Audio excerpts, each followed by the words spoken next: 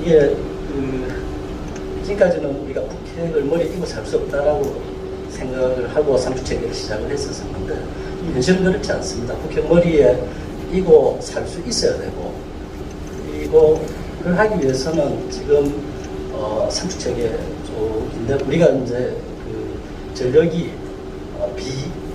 핵을 비핵으로 하기 위해서는 초격차 압도적인 전력이 필요합니다. 지금까지는 북한이 얼마 갖고 있으면 그거를 맞춰서 우리가 때리고 뭐 어떻게 했는데, 이제는 750만 양병설 뭐 그런 건 아니지만 미사일이 적어도 1만 양탄은 되어야 되겠다, 그런 생각이. 그래야 압도적이고 초격차라고 할 수 있지 않겠느냐.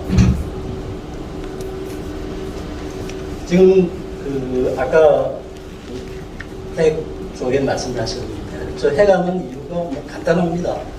저 핵은 세습, 독재, 유지하기 위해서 하는 것이고, 저걸 왜 상식적으로 뭐 미국으로부터 자기들을 뭐 보호하기 위해서 여러 가지 독침 전략을 가고 있다. 지금 아까 회장님도 말씀을 하셨고 대부분 말씀을 하시는 대로, 그건 간단합니다. 자기가 살기 위해서 하는 겁니다. 그리고 저걸 하게 되면은 일말의 주저함도 없이 만약에 우리한테로 보낼 수가 있지 않겠느냐. 그래서 그거에 대해서 우리는 그렇게 가정을 하고 그래서 대비를 하고 전체적으로 준비를 해야 된다고 하고 있습니다. 참고로 여기 있는 그림이나 이런 이 내용들은 일단 이제 제가 전소사 기관에 보안성 검토를 받았고, 또 이쪽에 있는 것들을 전부 다 공개된 자료들로 해서 그냥 생각을 하고 그렇게.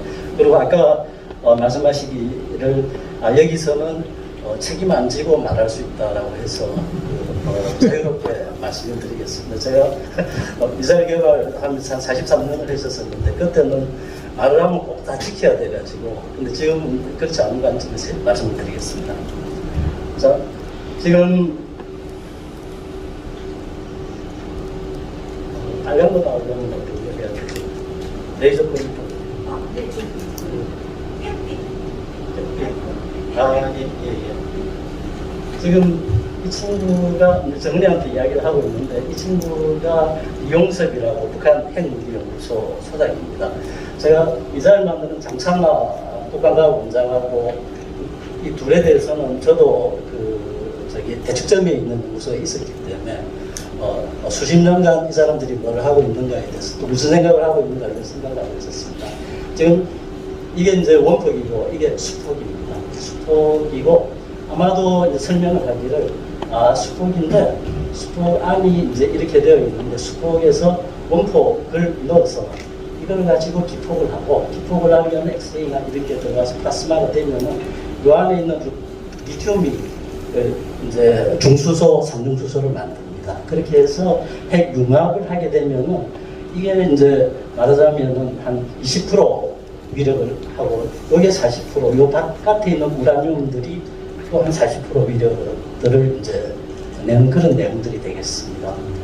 그리고 이제 이게 원리는 아주 간단합니다. 지금 세상에 가장 우주에 가장 안정된 물질이 철입니다. 철이고, 철은 우주가 생길 때 있었었고, 그게 많은 물질들이 철보다 가벼운 원자들은 융합을 해서 철이 되려고 하고, 철보다가 무거운 것들은 피션, 그러니까 분열을 해서 이렇게 되려고 합니다. 그렇게 하기 위해서는 이 안에 핵자 가장 안정되어 있는데, 요 내용들이 크기가 에너지입니다. 에너지가 이퀄 MC 스퀘어, 질량하고 에너지하고 등등. 그래서 이게 이제 기본적으로 원리는 그렇습니다. 이게 사실은 이 원리를 처음에 이제 생각했던 게 1905년에 아인슈타인은 이거하고 관계없이 생각을 했고, 그리고 나서 1938년에 오토안이라고 독일에 있는 사람들이 저거를 했는데, 이제 우라늄에다가 때리면은 이게 질량이 좀 커지면서 초우라는들이 생기니까 그 연구를 한참 하고 있었습니다. 그래서 테르미라고 하는 사람이 그걸 이제 해서 우라늄에서 플루토늄을 만들었었는데 그러고 나서 이제 노벨 물리학상 받고 자기 와이프가 유태인이라서 바로 미국으로 이제 도망을 갔죠. 그리고 그 다음에 이제 이거를 이제 한 게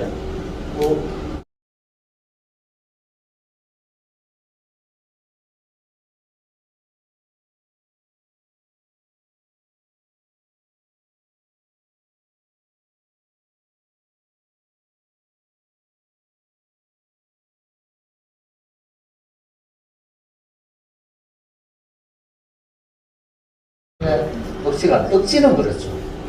근데 억지가 실패할 때 거부하는 데는 핵은 아무 소용없다. 이걸 사람들이 다 강구하는 분들이 많은 것 같아요. 핵의 제일 결정적 약점이라는 게 현재 사용이 불가능하기 때문에 응징보복에만 소용이 있지. 억지하는 데와 응징보복에만 소용이 있는데 북한이 핵 사용을 거부하게 만드는 데는 핵이 아무 소용이 없고 그거는 재래식 첨단 정밀 이 탄도미사일보다 못한 것이 핵무기인데 많은 사람들이 핵 만능론에 심취해가지고 핵만 있으면 북한이 핵을 사용 못한다는데 아까 제가 설명한 아무리 우리가 핵이 이런 수천 발, 수만 발이 있고 억지력이 강해도 그 억지력이 실패할 순간에 어떻게 하느냐 하는 데는 핵은 아무 소용이 없고 그리고 지금 남 소장님 말씀대로 이게 첨단 정밀 탄도미사일 10,000발 있으면 해결된다. 이게 굉장히 좀 고무적인 이야기인데 지금 시간이 지금 15분 내에 끝내야 되는데 바로 제가 이 플로어에다가 질문을 드리기 전에 제가 먼저 궁금한 것 하나만 간단하게 여쭤보겠는데 아까 신원식 장군님이 여러 가지 북한의 모든 미사일 기지, 보정 표적은 사진에다 제거할 수 있다. 이장군님도 같은 취지의 우리 맞춤형 억제 전략에 따라서 다 가능하고 되어 있는데 제가 하나 이제 걱정스러운 건 모든 고정 표적은 그거는 쉽겠지만은 이게 우리가 사진에 다 자태를 알고 있으니까 그런데 최근에 와가지고 북한이 열차 기동 연대인가 미사일 연대인가 하는 거 만들었잖아요. 이것도 물론 연대가 기지가 어디 있는지 자세히 알고 그게 한 군데 집중되어 있다 그러면 그걸 알아가서 파괴하면 되겠지만은 이게 기차에 싣고 여기저기 돌아다니는데 이게 북한에는 모든 교량과 선회를 다 파괴하는데도 엄청난 양의 미사일이 필요할 테고 그거는 열차에 싣고 다니면서 바로 하차해서 세워서 쏘는 거 이런 거는 지금 아까 신 의원님 말씀하신 그런 방법으로 다 어떻게 제거가 가능한 겁니까?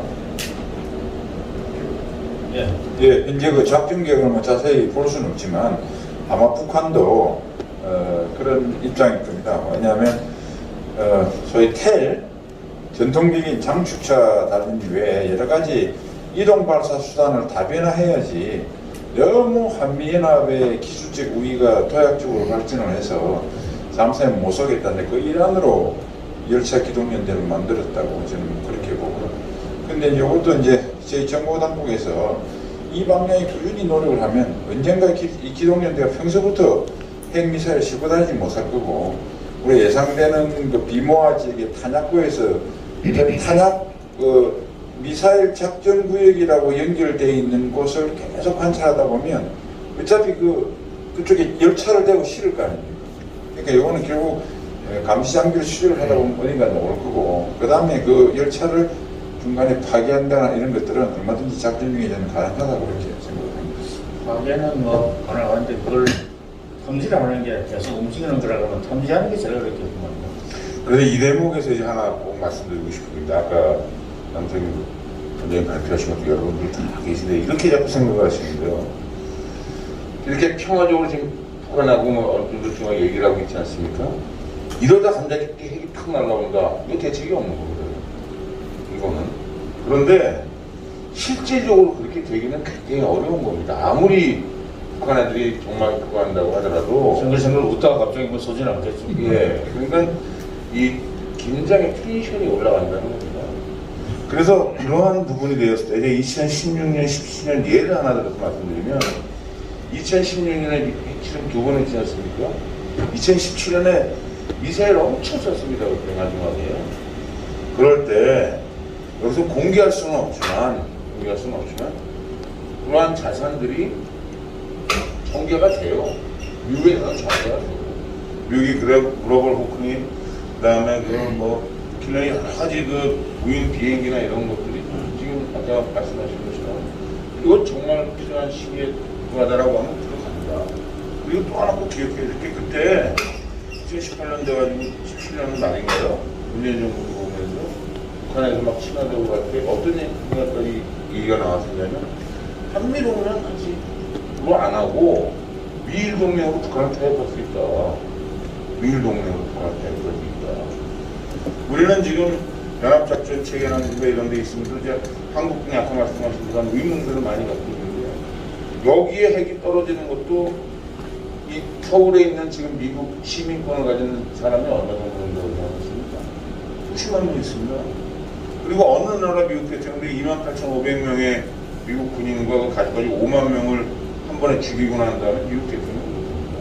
그래서 그러한 위협이 있을 때 발견하고 말씀하신 대로 열차가 지나가고 이러한 것들에 대한 그거는 지금 갖고 있는 능력만 하는 건 아니기 때문에 너무 거기에 우리가 두려워하고 나쁘다. 그 단계로 계속 전력을 항상 나가지만 하나 정말로 미치는 것처럼 막 이렇게 웃다가 내일 아침에 쐈다.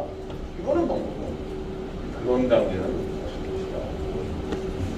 것이다. 약간 전제를 임 장군 말씀하신 게 동의하면서 내일 갑자기 쏜다 이거는 대책이 없다고 하시는데 사실은 이루어지기 어려운 게요.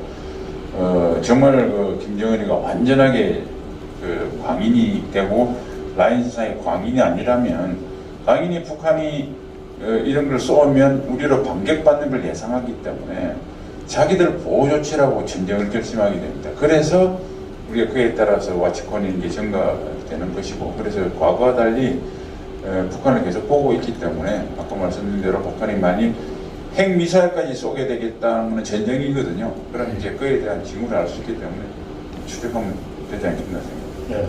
마이크 왔다 갔다 하니까 목소리 크게. 여기 크게 있습니다. 저는 1994년도에